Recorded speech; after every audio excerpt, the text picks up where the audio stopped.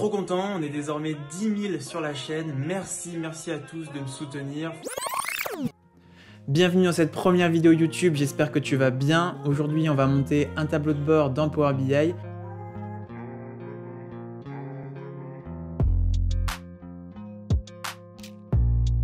Allez, ciao ciao!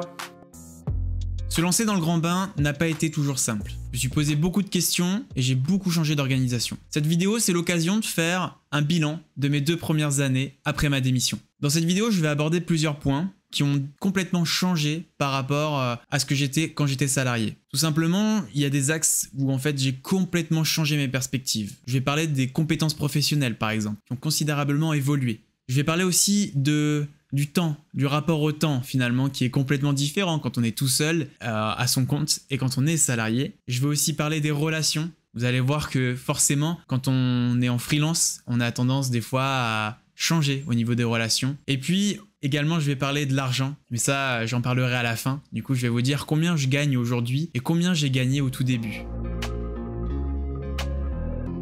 Alors le premier point, c'est les compétences professionnelles. Honnêtement, en 6 mois de temps, les premiers 6 mois, c'est vraiment les mois où j'ai le plus appris. Effectivement, j'ai appris déjà à développer, à créer une société, tout simplement. À l'époque, c'était sur le site de l'URSSAF. Bonjour l'administratif, créer les premières factures, les devis, voilà, avec une certaine législation. Donc tout ce côté administratif, on l'apprend assez rapidement. Alors en micro-entreprise, l'avantage, c'est que c'est assez simple, donc ça va. Et ensuite, il y a toutes les compétences autour. Le montage des vidéos YouTube, la création de miniatures, la communication sur les réseaux sociaux, la communication sur LinkedIn, toutes les stratégies marketing aussi, comment on vend, comment finalement on construit un package d'offres, comment on crée un site internet. Moi j'utilise un logiciel qui s'appelle Webflow pour créer mon site internet. J'ai dû tout apprendre de A à Z en regardant des vidéos et donc la courbe d'apprentissage sur les 6 premiers mois elle est vraiment exponentielle, on va apprendre énormément de choses. Et ça franchement c'est hyper stimulant versus en fait un travail de salarié où finalement vous avez un périmètre assez restreint qui peut évoluer effectivement au cours des mois ou des années, mais vous êtes dans quelque chose voilà qui est assez finalement restreint. Alors qu'ici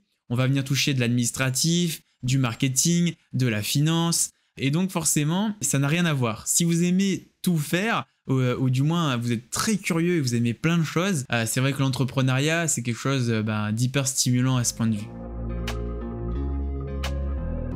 Concernant les relations, ça n'a pas beaucoup changé, enfin quasiment pas. En effet, moi je suis parti, en fait je me suis lancé, j'étais chez mes parents, je me suis lancé dans ma chambre en fait d'ado. Puis dès que j'ai vu que en fait c'était possible de effectivement faire du business à distance, je me suis dit pourquoi pas déménager en fait. J'ai toujours finalement rêvé de vivre dans le sud-est de la France. J'avais fait mes études à Marseille là-bas et j'avais vraiment apprécié la région pour le soleil, la mer et aussi le côté montagne surtout parce que j'aime beaucoup courir. Pour moi c'était une évidence de partir là-bas. Donc effectivement le déménagement ça implique beaucoup de choses. Vous êtes loin de votre famille et de vos amis en fait d'enfance. La famille ça reste quelque chose d'hyper important et au final même si vous êtes loin géographiquement vous êtes près du cœur. Et donc effectivement ça change un peu l'organisation. À Noël on doit prendre de l'avion ou le train pour y aller. C'est assez court parce que du coup on doit revenir assez vite pour du coup reprendre un peu le boulot. Mes parents essayent de descendre de temps en temps dans le sud, moi j'essaye de remonter. Voilà, c'est une organisation un peu différente mais honnêtement ça vaut le coup parce que c'est vrai qu'aujourd'hui grâce à internet on peut vraiment faire pas mal de choses à distance et profiter autrement. Côté amis, comme je vous ai dit, tous mes amis d'enfance finalement, ils sont éparpillés déjà aux 4 coins de la France, donc finalement ça me fait des petits pieds-à-terre partout. Mais c'est vrai que j'essaye d'entretenir une relation assez régulière avec eux, que ce soit des messages, des appels, etc., de prendre des nouvelles. C'est hyper important quand vous êtes loin géographiquement de tenir vos relations. Et pour moi, en fait, mes amis, c'est comme ma famille. Alors dans la balance, bien évidemment, il y a eu un peu de pertes. Vous avez su, je pense si vous m'avez suivi, en 2022, j'avais monté une agence de data et en fait, je l'ai montée avec un pote. Et effectivement, quand on monte une entreprise avec un ami, forcément, on s'expose à deux choses, une situation d'associé et une situation amicale de l'autre. Et parfois, il peut y avoir des couacs entre les deux. Et c'est ce qui s'est passé, donc malheureusement j'ai perdu on va dire un ami dans la balance, mais voilà c'est les risques qui ont été pris et c'est comme ça, c'est la vie malheureusement.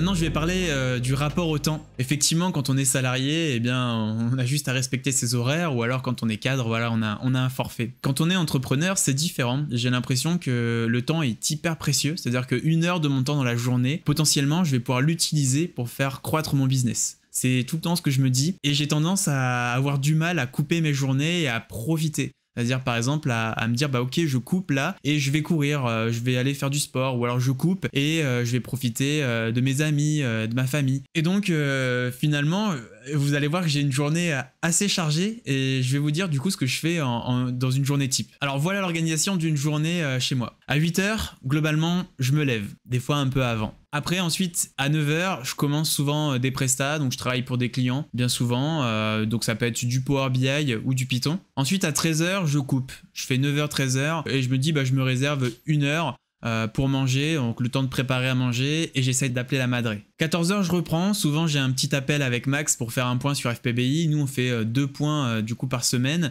Et sinon, autrement, quand c'est pas la semaine du point d'FPBI, enfin pas le jour, pardon, souvent j'ai d'autres appels en parallèle. 14 h 30, souvent je m'occupe de faire un peu de marketing. C'est là où j'en profite pour écrire un peu mes posts sur LinkedIn ou des idées de vidéos, ou alors je m'occupe un peu du site de FPBI. 16 h, bien souvent, je prends des appels avec des prospects ou du coup du coaching one-to-one sur Power BI. Écrire un peu mes posts sur LinkedIn ou des idées de vidéos, ou alors je m'occupe un peu du site de FPBI. 16 h, bien souvent, je prends des appels avec des prospects ou du coup du coaching one-to-one sur Power BI. Et puis ensuite vient 18 h où j'essaye de couper totalement pour aller faire du sport. 20 h, je mange, je suis rentré du sport, ça m'a bien défoulé. Et moi, le sport, c'est un peu comme quelque chose qui va vraiment me faire du bien à la tête. Ça va vraiment relâcher toute la pression que j'ai accumulée dans la journée. Et ça vient tout vider et me mettre à plat. Et voilà, j'ai juste à manger et dormir, entre guillemets. Mais vous allez voir que des fois, je rallume un peu le PC. En effet, 21 h, souvent j'ai du mal. Moi, je suis pas trop télé. J'aime pas regarder la télé. Je suis plus vidéo YouTube du coup. Mais sinon, souvent 21 h, je rallume le PC. Donc deux choses. Soit j'ai pas forcément la tête à travailler,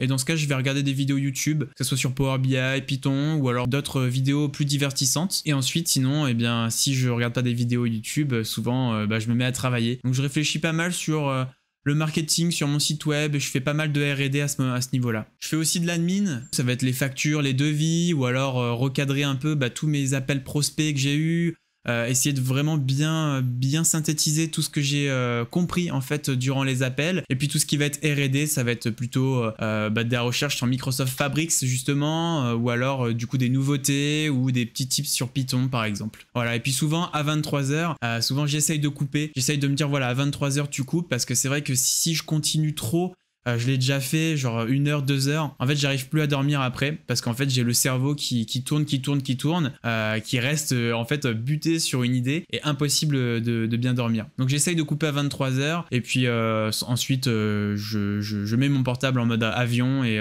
j'essaye de dormir.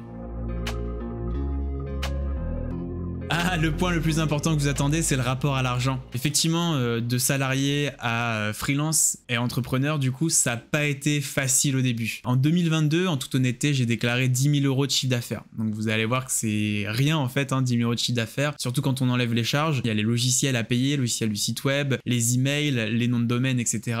Donc ça faisait vraiment pas grand chose. Désormais, en 2022, ça s'est accéléré. En 2022, on a monté l'agence, donc on a été chercher d'autres contrats un peu plus élevés. Et puis on a fermé la boîte du coup en septembre officiellement, donc moi j'ai repris les contrats à mon nom tout seul. Et du coup ça a vraiment fait la différence. Je me payais pas de salaire même à ce niveau là, on n'avait pas de salaire dans la boîte d'Islo du coup. Et donc ce qui fait qu'en fait jusqu'à finalement septembre 2022, finalement je me suis quasiment rien versé. Et donc c'est pour ça que la dernière fois j'ai fait un post où effectivement j'ai perdu quasiment 10 000 € sur ma première année, parce que moi je me suis lancé sans chômage, sans rien, et j'ai creusé dans ma trésor pour me financer. Et donc du coup fin 2022, là il y a eu une vraie accélération au niveau des contrats. Il y a le bouche à oreille qui a commencé à arriver, et puis beaucoup plus de visibilité sur YouTube, sur LinkedIn.